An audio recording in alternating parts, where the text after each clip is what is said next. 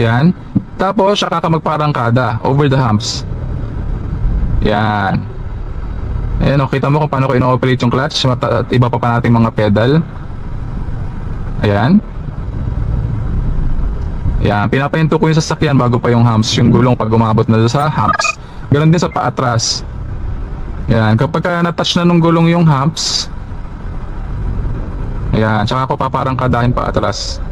Ganon din yung gulong sa unahan. Pag na-touch na niya yung humps, ayan, saka ako siya paparangkadahin paatras. Ayan, mga ka-fixit, diba? Very smooth yung operation natin ng ating sasakyan sa pagkakataon na yun, mga ka-fixit.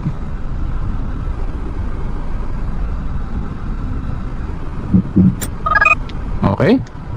Very nice, mga ka-fixit. So kapag yung exercise na yan, na-master mo na, yan, malaking tulong yan para ma-master mo yung clutch control.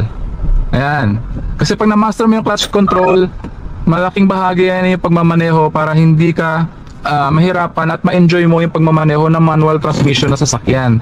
Dahil basically, pag hindi mo na-manage yung clutch controller, hindi mo na-master yung clutch control sa yung pagmamaneho, para bang nagbabasa ka na pero hindi mo pa alam yung alphabet. Parang ganun, mga ka-fixit. So dapat unahin mong masterin yung clutch control